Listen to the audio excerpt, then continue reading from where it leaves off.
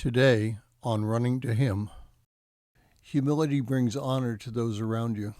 If you're joining us in going through Proverbs, today's reading is Proverbs 25, verses 1 through 12, and we will concentrate on verses 6 through 7a.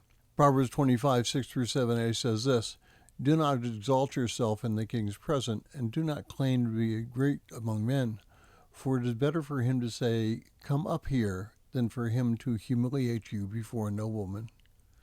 Well, Willy Nelson sung a song once entitled, "It's Hard to Be Humble."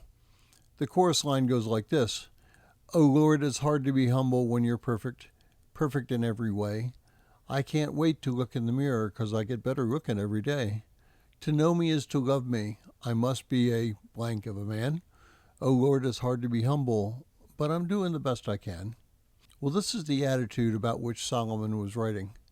It's easy to spot those who proclaim that they are the humblest people they know. Jesus told a parable in Luke 14, verses 7 through 11, which warned about somebody thinking more highly of themselves than they should. He says this, verse 7, when he noticed how the guests picked the place of honor at the table, he told them this parable.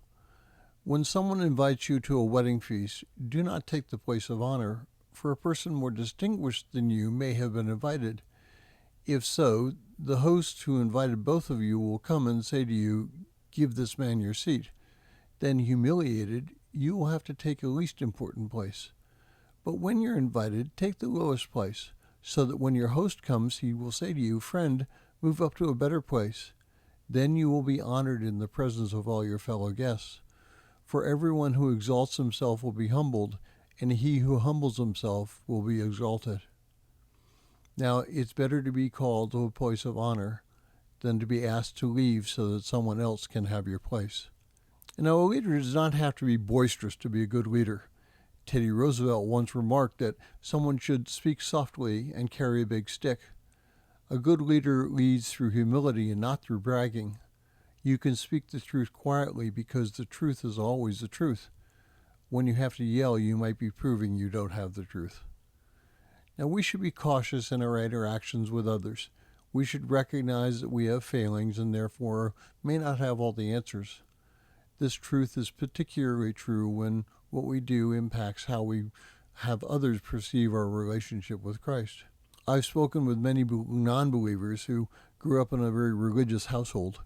Their universal reason for their no longer wanting to be associated with Christ was the fact that Christians spoiled who Christ was through their actions of pride and self-righteousness.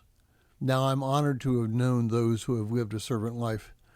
It is they who have shown me that humility brings honor to those around you and yourself. Thank you for listening. We pray that today's devotion was meaningful to you. We would love to hear from you. You can use either Facebook or YouTube to like, subscribe, share, and tell others about us. If you would like to contact us, you can reach me at phineasjacobus@runningtohim.net.